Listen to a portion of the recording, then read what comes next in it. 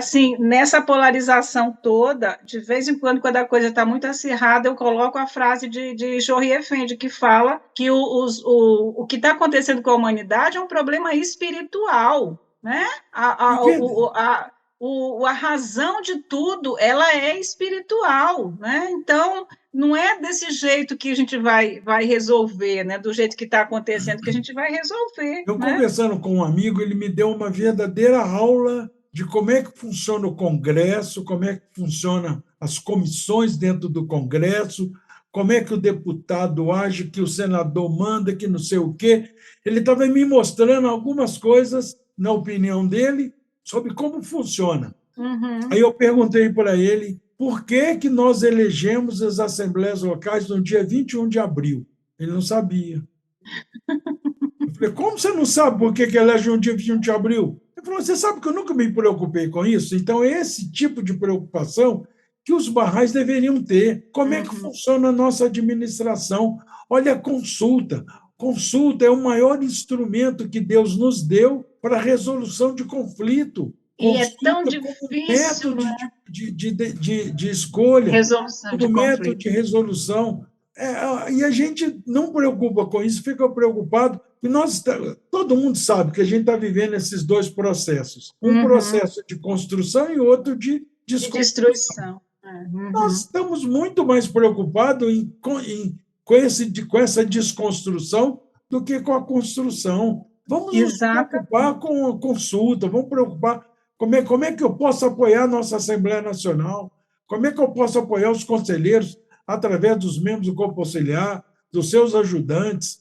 É, o que Eu, que eu eu posso rezo, eu fazer? rezo pelas instituições, né? Eu Isso. acho que é essa preocupação que deve ser primordial, né, Virgínia? É, a gente precisa entender, e principalmente, de novo, eu vou falar, né? Eu acho que as coisas evoluíram de tal forma, tecnologicamente tudo, que as pessoas não têm noção de como está fácil. Está tão fácil que elas acham que pode extrapolar aí todos os limites, que não tem mais limite, né? Exato. Isso daí a gente está confundindo muito essa questão da liberdade com libertinagem, né? É, O que é essa liberdade, né? O é, que, que, o que, que é tudo isso? E é isso, todas essas respostas a gente encontra nos ensinamentos barrais. Então a exatamente. gente precisa estudar. Eu falei esses dias, tem um grupo de amigos barrais que eu coloquei isso lá: estudar, entender e praticar.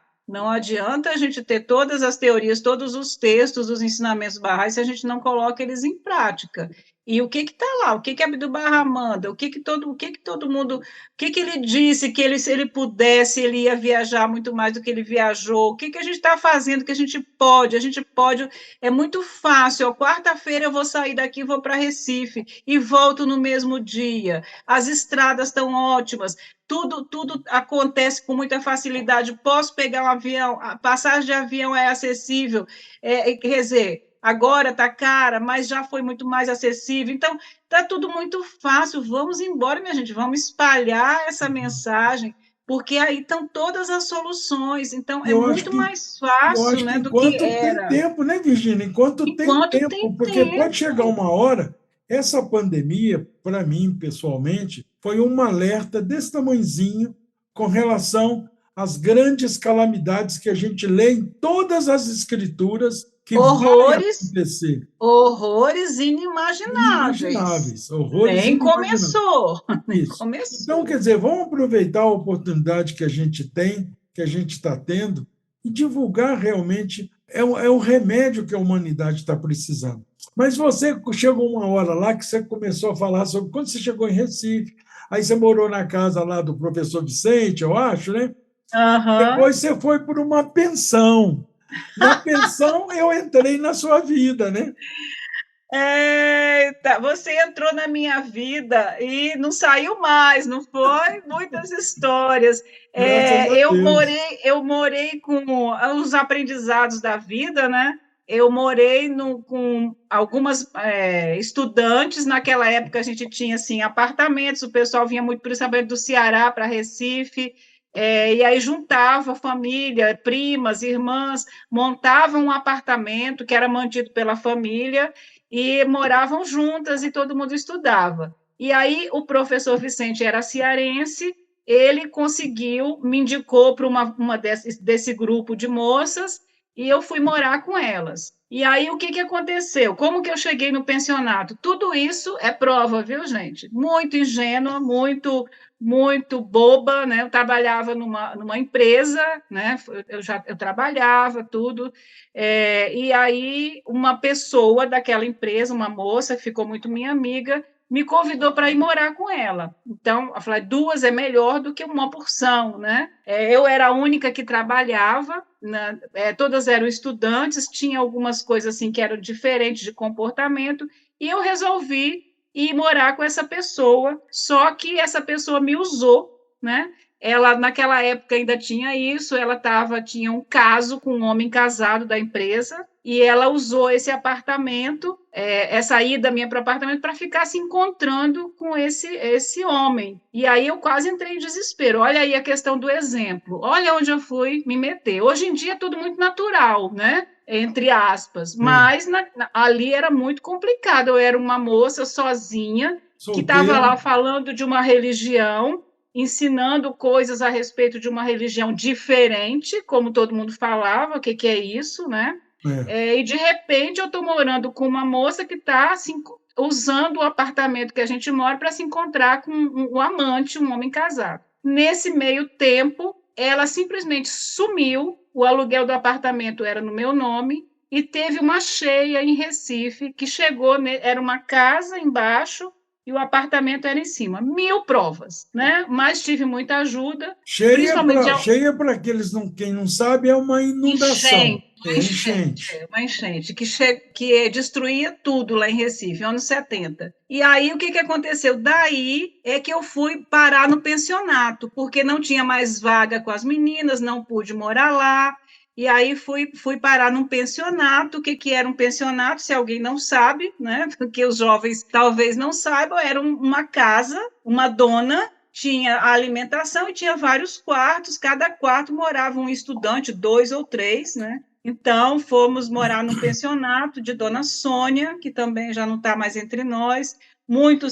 Ela era cearense, tinha muitos cearenses lá também. E aí, um belo dia, né, os instrutores viajantes resolveram chegar em Recife numa viagem de ensino, né, que iam passar um tempo lá. E aí, quem chega? Gabriel que a gente chamava de... Posso falar, né? Claro, de pistolim. O querido Gabriel e Padinha. Virgínia, E aí foi sensacional. Virgínia, eu falo o seguinte, que antigamente o Alisson era Janjão, o Jefferson era Fita, o Gabriel era Pistolim, o Carlos Alberto era Caca, cada um tinha seus aí, e o Pádua era Padinha. Todo mundo, agora o Alisson, você não chama de Janjão mais, é o Alisson. Você não chama de Fita mais, é Jefferson. Você não chama de Pistolim, é Gabriel. Você não chama de Caca, é Carlos. Agora, o Padinha continua Padinha. Continua sendo Padinha. Mas é isso. Mas olha, Virgínia, uma contextualização desse pensionato da Dona Sônia, que era como se fosse uma mãe para nós, né? Era uma cearense que vinha para Recife, trazendo seus filhos para estudar, e aí ela alugou uma grande casa, era uma empresária, era uma mulher de sacada. Empreendedora daquela época. Alugou uma casa grande com vários quartos, e esses quartos, todo mundo que vinha do Crato, que era a região do Cariri, onde ela morava, vinha para Recife, ela oferecia morar na pensão dela, no pensionato dela. Mas o detalhe é que nesse pensionato, fora os filhos dela, que ela tinha 2 solteiros ainda, só era mulher, não tinha homem. Não tinha, verdade. E aí chega o Gabriel, o Pistolim e o Padinha. E aí quem que a gente ia ficar pelo menos um ano em Recife. Quem a gente tinha de referência? Virgínia, a super pioneira, né, de Recife. Aí nós fomos lá conversar com Virgínia, e Virgínia falou, olha, eu vou dar um jeito, eu vou conversar com a Dona Sônia, mas só é mulher no pensionato, não tem homem.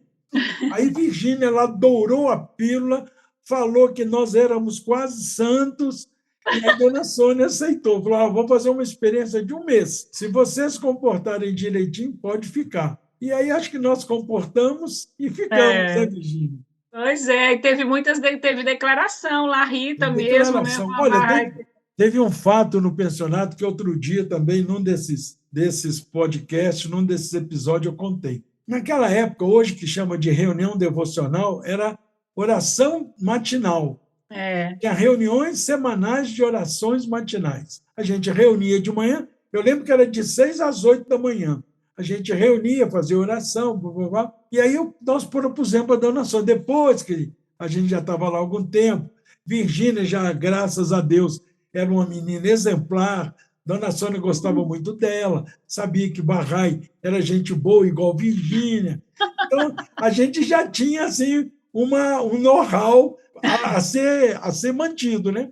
aham, Aí propusemos, dona Sônia, que tal a gente fazer oração matinal aos domingos? Te convido o pessoal, antes do café da manhã, a gente faz oração, reza pedindo proteção, papapá, e porque naquela época tinha desavença, as meninas às vezes entravam em atrito uma com a outra. Dona é, Sônia buscava a gente e falava: dá um jeito de fazer amizade com elas aí. Ela fala, como é que é? Fazer as pazes. as Porque elas, pazes, é. que as meninas Estavam intrigadas, né? estavam intrigadas uma com a outra. Aí a gente tinha aqueles postaizinhos das irmãs Paulina, a gente É, fazia dedicatória, colocava a palavra oculta, florzinha seca, e dava para uma, dava para outra, enfim, a gente tentava apaziguar. Mas o fato, a história que eu quero contar é que nós propusemos Dona Sônia fazer oração matinal aos domingos.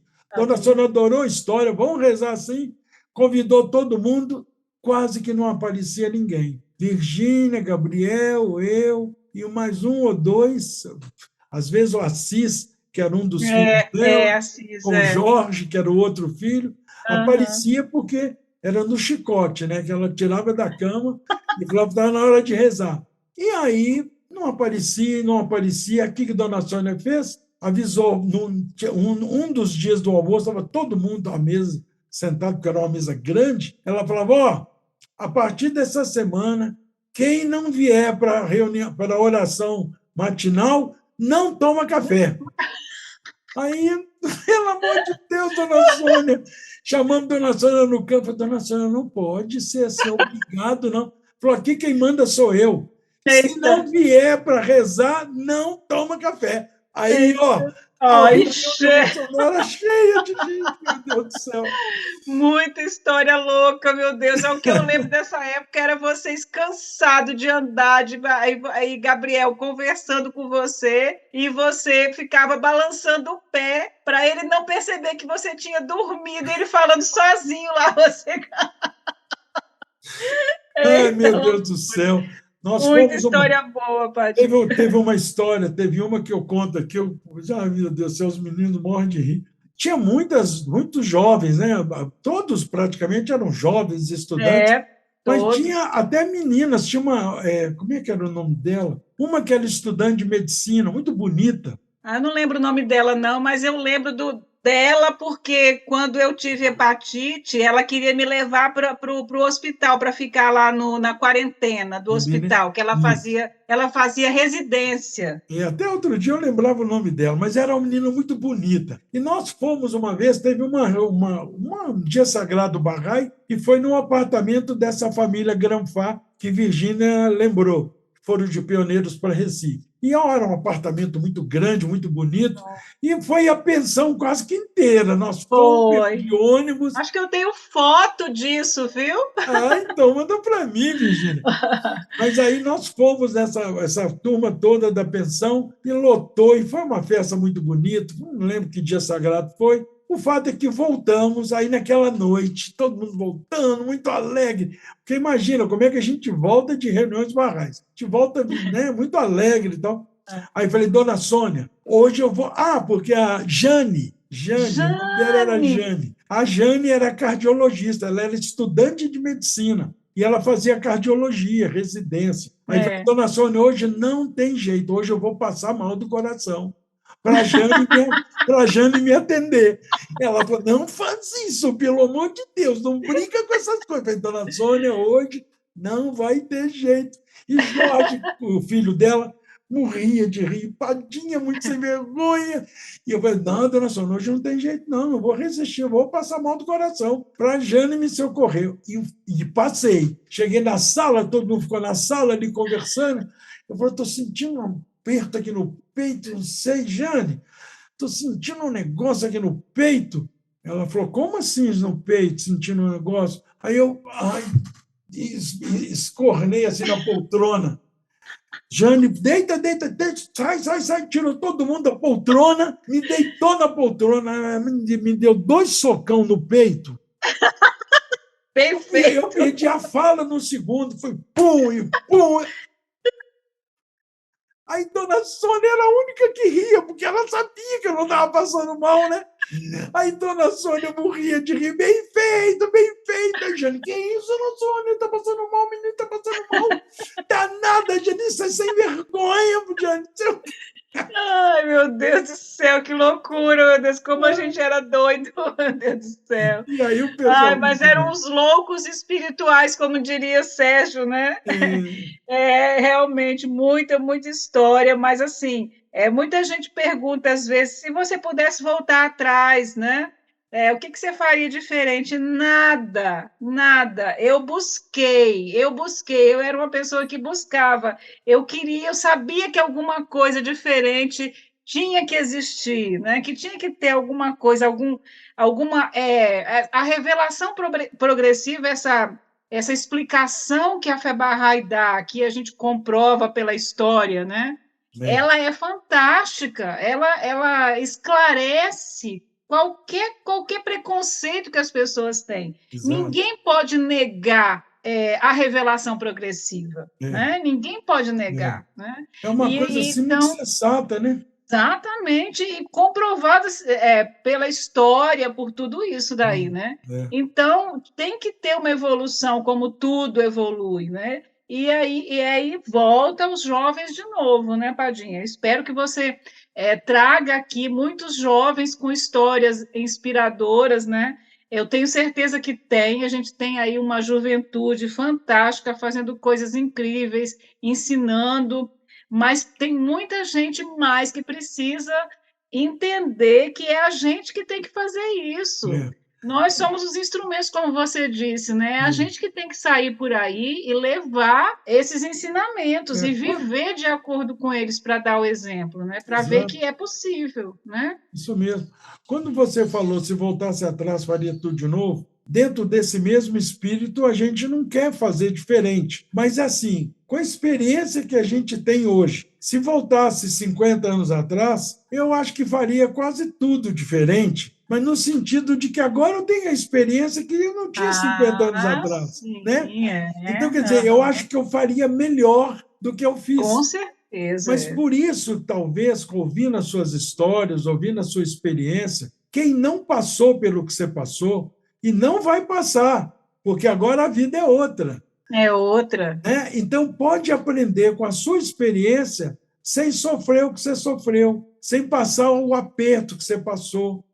Gabriel contou uma história uma vez que nós estávamos indo, oh meu Deus, nós estávamos indo de Recife para Maceió para fazer alguma atividade de ensino, ia passar lá acho que uma semana. E viajávamos sempre em dupla, né? No caso aí era Gabriel e eu sempre era o secretário, era o que relatava, e ele era o tesoureiro. Então, ele ficava com a parte financeira. E dentro do ônibus, indo para Maceió, um cara acorda, o ônibus amanhecendo. A história é longa, mas, resumidamente, nós viajamos de noite. Quando estava para amanhecer o dia, um cara dentro do ônibus lotado. Um cara dentro do ônibus acorda e gritando, me roubaram. A princípio, todo mundo do ônibus acordou. A princípio, a gente pensou que o cara estava sonhando, né? Está dentro do ônibus, me roubaram. Aí me roubaram. Mas o cara fez tanto escândalo que o motorista encostou o ônibus na estrada e falou, o que houve? Acendeu a luz, todo mundo acordou. O cara falou, me roubaram. Eu estava com dinheiro no bolso e sumiu. E eu fui ver na pasta, também não tem. E fez um escândalo tão grande que o motorista desviou. já estava chegando em Maceió. Antes de entrar aí para a rodoviária, ele foi para a delegacia de polícia Meu para Deus! fazer um boletim de ocorrência, qualquer coisa assim. Aí entrou um policial no ônibus e falou: olha, não tem jeito, tem um cidadão que está reclamando que foi roubado, então, se ele foi roubado, é alguém que está aqui dentro que roubou. Ah, meu Deus! Então, nós vamos descer de 2 em 2 e vão entrar no escritório aqui na delegacia e a gente vai conversar e vai revistar cada um. Já pode descer de mala. Ai, Virginia, nós estamos sentados quase no final do ônibus. Meu Deus do E desce de céu! 2 em 2, e aí a conversa, esse cara está sonhando, esse cara está inventando, e o zum, zum, zum dentro do ônibus, aí até que um lá pergunta, mas roubaram o quê? Quanto que roubaram? Aí eu não esqueço, é como se fosse hoje um valor de R$ 950. E era R$ 950 que a gente tinha. Naquela época, a gente não tinha nada de vai depositar na conta, a gente não tinha bancário, Pix, nada disso. não tinha Pix, não tinha nada, né? Aí, pronto, nós já ficamos gelados, porque quando chegar a nossa vez, está lá os 950. Não é possível que tenha alguém dentro do ônibus que tenha os mesmos 950. Uhum. Só que quando chegou, aí pronto, um calor danado, e já o dia amanheceu. Aí o motorista deixou que todo mundo descesse e ficasse do lado de fora do ônibus esperando, porque naquela época também não tinha nada de ar-condicionado, né? Nada, nem um carro tinha, nada, era ônibus nem nada. Era abrir a janela e aquele abraço. Você imagina vir de Vitória para Recife num ônibus desse sem ar-condicionado, viu? A gente viajava direto, de Belo Horizonte para Salvador, mas aí desceu todo mundo do lado de fora, do outro, aquele zum, e vai de 2 em 2. Mas imagina, um ônibus lotado devia ter mais de 50 passageiros. E de 2 em 2, a polícia já estava com a paciência acabada, né? E aí aí veio, quando o pessoal ia e era revistado e tal, e voltava, não era com eles, né? Aí, quando os que voltavam, já começavam a falar o que estava acontecendo lá dentro. Falou: a polícia já está por aqui com o cara. O cara já falou que não é mais 950, é 1.100. E aí e começou a haver desencontro, e a polícia começou a achar que o cara não tinha perdido dinheiro nenhum. Nenhum. Estava inventando, tinha sonhado. Olha, a polícia estava cheia de dúvida. Antes de chegar na gente, praticamente a polícia já tinha descartado tudo, mas chegou a nossa vez. E nós, com 950 lá, o valor que era o inicial, que o cara falou que sumiu. Aí, tiracola, naquela época a gente usava aquela tiracola de couro, né? Tinha barral lá, Nova Era, Bíblia, um monte de coisa nas nossas sacolas, né? Aí o cara falou: pode tirar. Aí eu falei: tira da sacola também, e o dinheiro na sacola do Gabriel. Aí o Gabriel perguntou: também é o da sacola? Falou: da sacola. A gente já tinha tirado o tênis, só ficou de meia, já estava de cueca. E aí nós perguntamos para o policial: também dentro da sacola? E tudo, dentro da sacola e tudo. E aí nós tiramos. E o dinheiro estava dentro de uma espécie de sacolinha de pano. O Gabriel colocou em cima da mesa, eu também colocando, e Bíblia, e barralando era, e lápis de cor, e marcador de texto. E o delegado nem olhou direito. Nós já tínhamos tirado tudo. Falou: já tirei tudo, pode guardar? Ele falou: pode, nós guardamos rapidinho. Ele nem olhou o que tinha. Ele viu o livro, viu um monte de negócio. O fato é que entrou e ninguém achou o tal dinheiro do cara, e o cara voltou, e foi aquela confusão, mas foi mais de uma hora Meu Deus do desse céu. aperto que nós passamos. Foi a nossa recepção em Maceió. Em Maceió, meu Deus, Padilha, tem que voltar para ser recepcionado de outro jeito. É muita coisa. Mas, Virgínia, então essa experiência toda que você passou e passa, porque você continua pioneira, teve, como você falou, teve 2 filhos, teve esse período que cada um, por circunstâncias da vida, viveu um período num lugar, a família retornou, se recompôs outra vez e tal. Se é um jovem de qualquer idade está ouvindo todas essas histórias, é claro, como você frisou, a vida hoje é outra, né? Hoje as vantagens, as facilidades são enormes. Só que para quem não viveu essas dificuldades que você relatou, não sabe da facilidade de hoje. Os jovens de hoje pensam que a vida sempre foi assim. Outro dia eu lendo sobre os desafios dos adolescentes são maiores, além da mudança hormonal, mudança toda de estrutura física e mental, tem a questão de que, como não tem ainda a experiência de vida, essa faixa de 11 a 16 anos, pensa que tudo que eles estão passando vai ser assim para sempre. E nós sabemos que não é tudo passageiro, né? Tudo é passageiro. Minha mãe sempre dizia, nada dura, nada que seja bom ou ruim dura para sempre. Tudo passa. Tudo passa, tudo passa. Eu lembro quando meu pai morreu, eu tinha 10 anos de idade, minha mãe, nós de família católica, toda noite, era meio terço, e no final de semana, e domingo era terço inteiro. A gente ia para a cama dela de noite, a minha irmã caçula com 4 anos, a do meio com 8 e eu com 10. E a gente rezava e ela agradecia a Deus, agradecia a Deus. E a gente comendo arroz com feijão, naquele aperto, porque meu pai era o mantenedor da casa, ganhava muito bem, mas morreu. Então, minha mãe ficou com uma pensão michuruca, mas ela também trabalhava. E essa composição da pensão mais o salário dela dava para arroz e feijão. Eu lembro que ela falava muito, olha, nós estamos comendo arroz com feijão, mas é o melhor arroz e o melhor feijão. E isso vai passar. Então, ele reza e toda noite. Aí eu lembro que eu, criança, um dia falei com ela, mãe, a gente toda noite fica rezando, agradecendo a Deus. Deus vai achar que a gente está gostando. Eu não estou gostando de comer arroz com feijão. Aí, porque eu, mineiro, né? Não tem nenhum queijo em casa, não tem uma goiabada. Eita, meu Deus, que tristeza. É tristeza isso. E os vizinhos, muitos parentes moravam próximo, tinha carne, né? Tinha verdura, tinha fruta, maçã.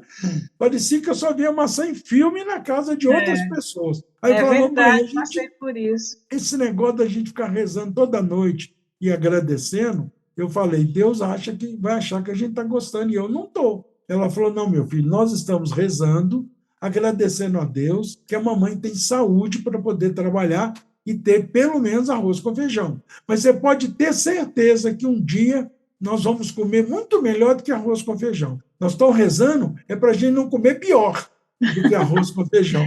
Uma sabedoria. Porque tudo na vida passa. Então, eu fui educado ouvindo isso, ouvindo direto, que tudo na vida passa. Então, na minha adolescência, eu estava passando algum aperto, eu até brincava quando eu estava passando por alguma situação de felicidade, eu ficava com medo, porque mamãe falava que tudo passa, então essa alegria vai passar.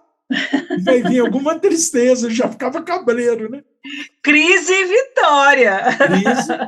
Exatamente, crises e vitórias. Então, assim, se alguém está nos ouvindo, está nos vendo e fala, puxa vida, como é que eu faria para seguir os passos dessa moça que passou essas experiências tão maravilhosas? Qual o conselho que você daria? Porque muita gente está em casa, está na sua comunidade, às vezes nasceu naquela cidade, é muito confortável, conhece todo mundo, já nasceu ali, foi criado ali, estudou ali. Sair dali para um desconhecido, para um mundo novo, isso é muito desafiador, né? A mudança, ela é típico do ser humano, ele não gosta de mudança, né? A gente gosta de ficar no nosso cantinho, quietinho, seguro, né? Eu falo muito isso para os alunos.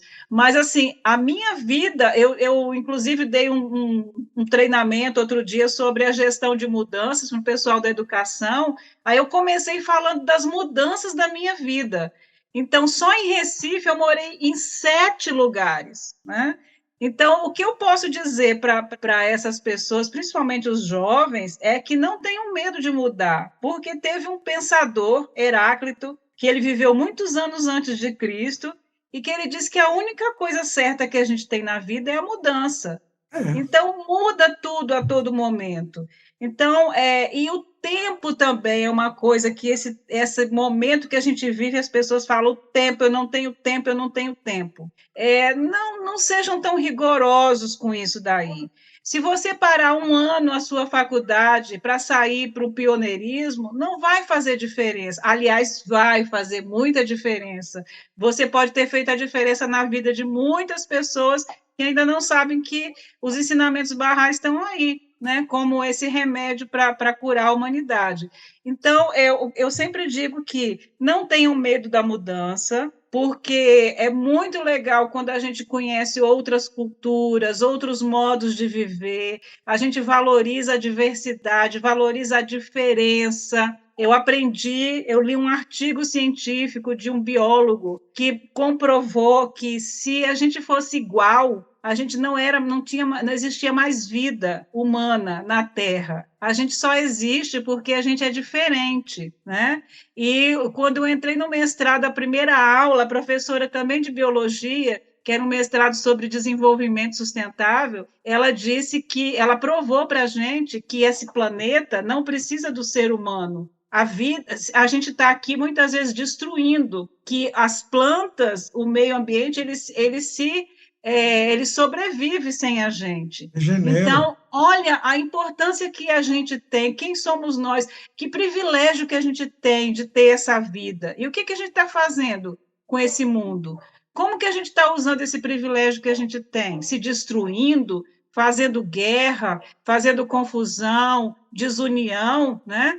Então, eu penso que estudem cada vez mais, a gente não pode parar de estudar nunca, principalmente os princípios barrais, não tenham medo das mudanças, quanto mais a gente conhece pessoas e vive essa diversidade toda, mais a gente aprende. Tudo isso serve de experiência para o resto das nossas vidas. Você estava falando ali que minha família se transformou. Eu me transformei. Eu andava com hippie, lembra dos hippies? Sim. Eu andava com hippies. Eu nunca me droguei, mas eu andava com gente que se drogava, né? Por isso que meu pai ficou tão assustado quando eu comecei. Que é isso de fé Bahá'í? Que grupo é esse agora que ela está vivendo? Então, eu achei um caminho na minha vida, né? Sem fanatismo nenhum, né? Porque isso não é.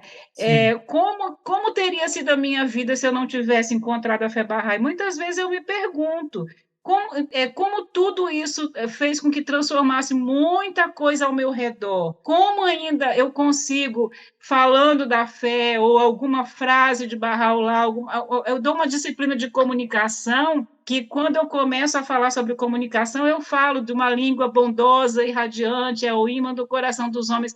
É impressionante o poder da palavra de Bahá'u'lláh. Quando você começa a falar uma frase de Bahá'u'lláh, todo mundo para, sem ninguém nunca ter ouvido falar dele muitas vezes. Todo mundo escuta. Então, eu já tive várias provas disso daí. Então, minha gente, não tenham medo. Entendam que a gente tem nas mãos no nosso conhecimento esse remédio que pode transformar o mundo e que você pode ser um desses agentes de transformação. Não tenham medo da mudança, não tenham medo de conhecer novas pessoas e escutem a experiência de quem já veio antes. Deem valor à sabedoria que a gente conseguiu adquirir por conta das nossas vivências. Porque tem uma frase muito famosa aí que diz que tem duas formas de aprender, né? Ou pelo amor ou pela dor. Então, muitas vezes, você não quer ouvir a experiência, essa velha aí falando um monte de bobagem, saudosista, né? Lembrando essas histórias malucas, mas vocês podem não repetir as coisas que não foram tão legais, usando as nossas experiências, né? E aí vocês não vão sentir dor no aprendizado. Então, eu acho que tem muita dificuldade das pessoas aprenderem com a experiência dos outros. Elas querem, os jovens principalmente, querem passar pelas suas experiências. A gente fala, ó, isso não vai dar certo, ó, não é por aí, ó, não vai desse jeito. Mas não adianta, muitas vezes as pessoas, né? Então, não sigam o que eu estou falando ou o que Padinha está falando. Vão para as escrituras, vão para o que Abdu'l-Bahá disse, vão para o que Bahá'u'lláh disse e sigam por aí. E assim, não esperem mais. Meu Deus, está na hora, já passou da hora. Tem uma frase que fala, né, que se a gente não se levantar, as pedras vão se levantar. E não achem. Eu fico muitas vezes falando, tenho certeza que tem pedra por aí já se levantando. A gente vai deixar, né? essas pedras se levantarem, e a gente está com tudo na mão, com toda.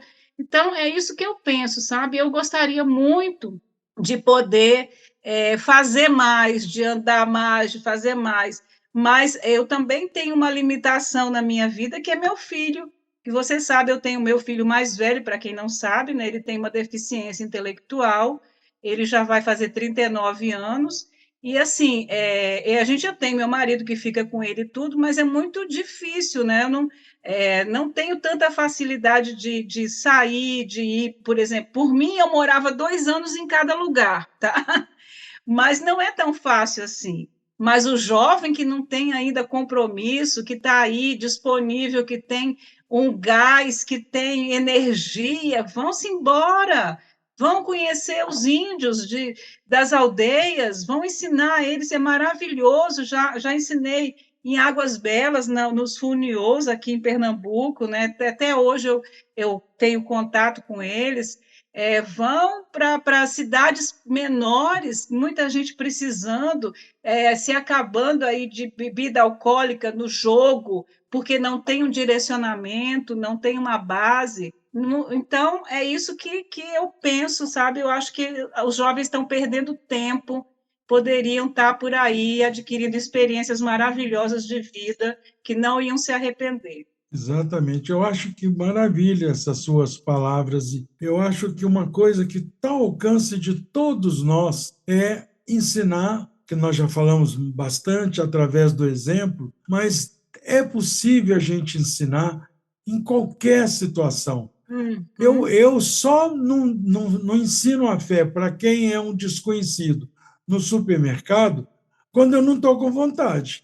Porque se eu tiver vontade, eu crio uma situação, eu vou para perto, fico olhando para o mesmo produto que aquela pessoa está comprando, faço algum comentário, puxo a conversa e dou barral lá para ela. Então, em Uhum. qualquer situação, é possível a gente ensinar a fé. Se não é É verdade. possível fazer o que Virgínia aí deseja do seu coração, poder ficar 2 anos em cada lugar, mas é possível passar durante 2 anos um monte de pessoas que a gente nunca viu e que eu não vou Uhum. deixar ir embora sem que ouça que a fé E Bahá'í a fé existe, Bahá'í, né? exatamente. Então é É. possível a gente fazer isso. Mas, ô Virgínia, olha, nossa conversa aqui não tem fim, né? É igual, Não tem. é igual o infinito, né? Ó, quem está ouvindo, quem está vendo, saiba que eu casei e fui, Padinha casou na mesma semana, e eu fui em Belo Horizonte na minha viagem de lua de mel para visitar Padinha e Verônica. É, Lembra disso? você casou numa semana, eu casei na outra. E Exatamente. nós fomos para Minas, a gente morava em Manaus e você É, morava em e Capoeiras, eu morava em em Recife, quando eu Recife. casei, eu vim morar em Capoeiras. E aí você foi para. Quer dizer, naquela época, todos os caminhos nossos levavam a Vitória e a Belo Horizonte, né? Era. E aí você foi passar a lua de mel em Minas, e depois ir para Vitória, e eu fui para Ouro Preto, o interior de Aham. Minas, e depois Belo Horizonte. E nós Pois nos encontramos, né? nossa história é longa, né? É, realmente. Mas olha, assim, muito bom esse momento, muito bom poder contar as histórias. Muita gente, esses dias, como é bom contar essas histórias. Minha sobrinha Lídia, filha de Teresa, ela nasceu logo depois que papai morreu, né? Ela pegou o nome dele, né? E aí ela estava no ISGP, lá no Rio Grande do Sul. Canoas. Ela estava lá, e ela já fez o ISGP, ela estava ajudando um instrutor. E aí ela começou a ligar para minha irmã para perguntar como foi que a Febarra chegou na nossa família, porque a gente conta às vezes as histórias, mas fica assim, né? Ela é É. muito jovem, porque ela Frag- começou a falar: ah, eu conheço sua tia, ah, eu conheço não sei quem, ah, meu pai conhece sua mãe, ah, não sei o quê. Aí ela começou a Fica querer muito saber da fragmentada, né? história. Hã? Fica muito fragmentada. É, aí ela ligou para minha irmã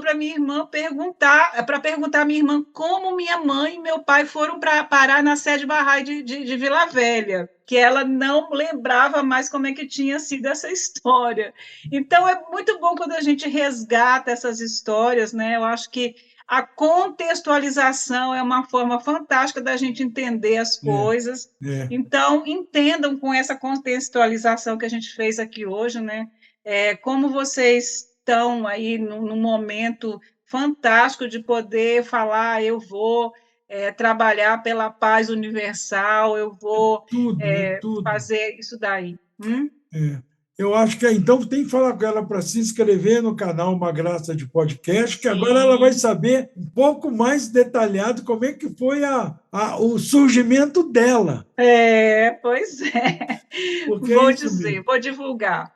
Eu acho que a gente, todos nós estamos, às vezes, em muitos grupos de WhatsApp, de Instagram, etc., e que tem tanta oportunidade de falar da fé, sem nenhum fanatismo, sem nenhuma pressão.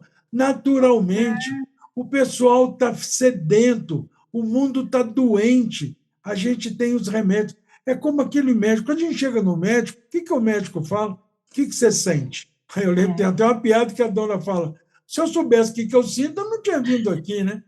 Aí ele fala: o médico quer saber o que a gente sente para ver que, através Então, do sintoma, qual é a doença. E qual é a doença, qual é o remédio. É a mesma coisa. Se a gente pegar esses grupos de WhatsApp e ficar lendo diariamente, como a gente normalmente faz, a gente vê a quantidade de oportunidade, sem entrar em polêmica, sem entrar em partidarismo, tomar partido de um ou de sem outro, sem fanatismo, né? fanatismo, simplesmente apresentar e deixar que as pessoas tomem as suas decisões, né? Ô, Padinha, só te interrompendo, eu estou vendo seu anel. Até isso aqui, minha gente, é o motivo da gente ensinar a fé, tá? É, Quantas pessoas perguntam o que é isso, tá? Então, qualquer coisa que você tem diferente, você vai atrair alguém para uma pergunta e para uma conversa significativa, né? tudo, E para falar da fé Bahá'í. Então, eu acho que é por aí. tudo.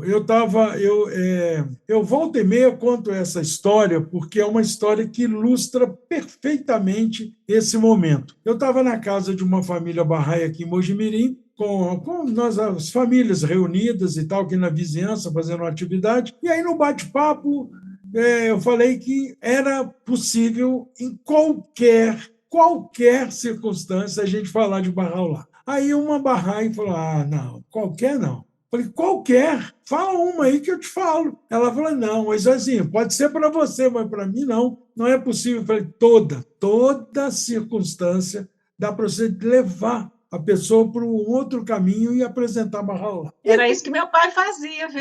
Exato. É. Aí pronto, eu posso, não posso, é possível, não é? Ela disse que para ela não conseguiria. Eu falei: tudo bem, mas se você treinar, você consegue. Passou alguns meses e nós fomos cortar o cabelo, os três, Rafael, isso alguns anos atrás, antes da pandemia. Ah, Rafael, Raul e eu fomos cortar os cabelos. E o barbeiro aqui nosso é aquele barbeiro moderno. Você não chega lá e corta, você marca a hora. Então, você marca a hora, é bom, porque você chega já na sua hora, corta o cabelo aham. e vai embora, né? Só que éramos três, então marquei 3 horários. E aí, Raul, que tem menos cabelo, foi o primeiro a cortar. Então, Raul sentou na cadeira do barbeiro, Rafael ficou lá vendo jornal, conversando comigo, e aí chegou um senhor. Ele falou com o barbeiro: ô Carlinhos, eu sei que não é a minha hora ainda, mas eu estava passando aqui por perto, falei: ah, vou para lá e vou ficar vendo umas revistas. E aí o cara foi, todo barbeiro masculino tem muita revista Playboy. Ele foi lá e Uhum. pegou uma Playboy com 3 mulheres peladas na capa. E aí veio mostrando a revista para mim, falando assim: olha que beleza, meu amigo. Aí eu olhei para as mulheres e disse assim, falei: e tem gente que não gosta. Aí ele riu e falou: pois é, tem gente que não gosta. Já sentou do meu lado, já sentiu parceiro ali, né? Aham. Aí o Rafael deu uma olhada para mim, que só pai para filho, filho para pai entende o olhar. Aham. Rafael deu uma olhada para mim com aquele olhar assim: vai, fala de Barral lá agora. Mas ele olhou para eu, parece que eu li no olhar dele, sabe, Virginia? Fala de Barral lá. 3 mulheres peladas na capa da revista. Aí ele sentou do meu lado e: pois é, tem gente que não gosta. Eu falei: olha, você sabe, eu morei muitos anos em Juiz de Fora. E em Juiz de Fora, eu fui gerente da editora Abril, no departamento de assinaturas. E a revista Playboy era uma das mais assinadas depois da Veja. A Veja era mais procurada e a Playboy. Mas você sabe que a Playboy, nessa área de hotelaria, restaurantes, passeios, viagens, é uma revista que tem matérias maravilhosas. E comecei a falar das matérias que tem a Playboy. Claro que as mulheres peladas é um atrativo, são mulheres muito bonitas e tal. E só sabe que nessa época, agora não, agora está mais vulgarizado, mas naquela época, eu nem sei como é que é hoje, mas naquela época, uma mulher, para posar nua na capa da Playboy, tinha também o pôster que tinha dentro da revista e outras poses da mulher, ela recebia o valor, o equivalente a um apartamento em São Paulo, carro e dinheiro. Agora, só imagina uma moça de classe média sonhando ser modelo, tinha um corpo muito bonito e uma família de classe média. E aí ela vira para o pai e fala, papai, eles me convidaram para posar pelada na revista. O pai, você está doida? Ela falou, pois é, não, doida não, mas é porque eu vou ganhar um apartamento, carro e dinheiro. O pai via naquela oportunidade, naquela situação, uma oportunidade de melhoria de vida. Ele perguntava, que dia que você vai posar? E aí o cara riu, eu falei, mas você sabe que tudo isso tem a ver com ética e moral. Ele falou, mas se fosse na Europa, o pensamento lá é outro. Aí nós já entramos na questão moral e ética. E aí a Aham. conversa foi até chegar em Barraulá, Ai, eu fui no carro, busquei convite, porque na época a gente tinha Fireside, tinha reuniões semanais de amigos, né? E eu tinha aham. convite no carro. Falei, eu vou trazer para o senhor um convite, busquei o convite. Aí, quando eu mostrei o endereço, ele falou, olha, eu tenho um amigo que eu acho que é dessa religião, a família Soltani. Falei, exatamente, Olha. Barrais também. Aí a conversa foi, aí eu dei uma olhada para Rafael, Tá vendo? e minha mãe dizia nessas horas, tomou distraído. Aí eu olhei para ele e falei, viu? Quer dizer, o cara vem trazendo mulher pelada. Mas é isso, Virginia. Eu acho que é possível a gente criar situações em Com qualquer certeza. circunstância para falar Uhum, de Deus, para falar de uhum. Bahá'u'lláh, ainda mais com tanta tristeza, com tanta doença, com tanta tragédia que a gente está vivendo e a gente Pois tem é. solução. Tem muita história que a gente deixou de relatar aqui, né? Tem muita, Mas mas foi um momento muito interessante, Padinha. Você vai ser sempre Padinha, não adianta, né? é, Mas é muito bom recordar tudo isso, né? Saber que a gente ainda pode, né, e deve continuar, né, usando todas as oportunidades para falar da fé, até com a mulher pelada aí na capa da exa- revista. exatamente. Realmente é verdade, tem como fazer isso. E esses jovens ultra, hiper, super conectados aí com tudo, eles estão vendo as questões do mundo, né? Ontem eu presenciei uma cena muito interessante. Eu fui no cinema com o Augusto, o meu filho, ver o Gato de Botas, muito interessante, viu? Muito interessante. Sugiro que todo mundo assista, que é exatamente falando sobre isso. O que eu estou fazendo da minha vida? Um desenho animado, Gato de Botas 2, que o foco é exatamente esse. O que tem importância na minha vida? Muito interessante. Aí a gente foi esperar o Bérico, meu marido, que num café que tem do lado do cinema. E aí tinha 5 rapazes. Já não, assim, sei lá, deve ter quase 30, vamos dizer, né? Não tão jovens, conversando e na maior animação. Aí um deles falou: Vocês estão vendo que coisa maravilhosa? Vocês estão vendo que momento fantástico? Nós somos 5 homens conversando conversas muito boas, nos divertindo e tomando café. Vocês estão vendo que não precisa tomar bebida alcoólica para a gente se divertir? Eu fiquei assim, queria ir lá dar um abraço nele, Que sabe? legal, Mas que eu falei, legal. nossa, chega a me arrepiei. Falei, que coisa fantástica. Então, gente, tem jeito. Infelizmente, o ruim é muito mais divulgado do que o bom. Mas quanta coisa boa ainda acontece, Sim, quanta gente exatamente. boa, tem jeito, tem solução, e a gente pode ajudar as coisas serem diferentes, eu É, acho. Sabe? exatamente, exatamente. Tem mais, Tem muito mais, às vezes, por exemplo, a gente pensa que só doença contamina, saúde também. Você vê que, por Claro, exemplo, alguém que está doente no hospital nunca recebe visita de outro doente. Porque é a verdade. doença contagia. Quando eu vou visitar um doente é porque eu estou bem. Então, eu quero levar para ele ânimo, saúde. Exato, Né? Então, é exatamente. isso que acontece. Virgínia, minha querida, as palavras finais. Primeiro, vamos agradecer a essa gente toda de bom gosto, que com essa paciência toda nos ouviu essas histórias maravilhosas da sua vida, que tem muito mais que eu sei, mas que o tempo é mais ou menos esse que a gente destinou para Ah, isso, né? Mas agradecer muito a essas pessoas que já se inscreveram, aqueles que não se inscreveram, se inscrevam, dá o joinha, compartilha, faz o comentário embaixo. Embaixo tem algum comentário.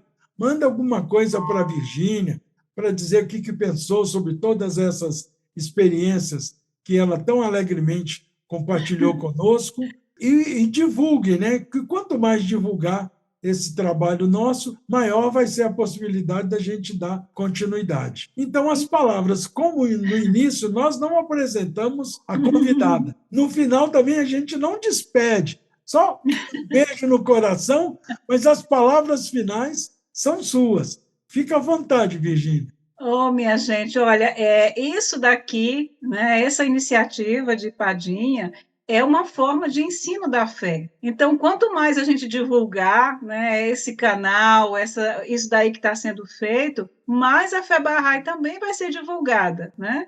Então, eu espero que vocês divulguem bastante. Eu estou aqui à disposição se alguém quiser saber mais histórias. Adoro conversar, adoro gente, e estou à disposição. Pode me procurar. E eu estou muito feliz de poder ter partilhado esses momentos, essa história de vida, alguns momentos que tem muito mais, né? Mas estou muito feliz de poder ter compartilhado. Espero que sirva, né, para alguém como inspiração. E vamos em frente e continuamos aí a nossa caminhada, né, em busca de um mundo melhor. É para isso que a gente está aqui. Exatamente. Muito obrigado, Beijão. Virgínia. Um beijo bem grande para você, para toda a sua querida família, e obrigado mais uma vez por essa participação tão significativa. Obrigada. Beijo grande em todos. Até mais. Obrigado. Até mais, Virgínia. Tchau. Tchau.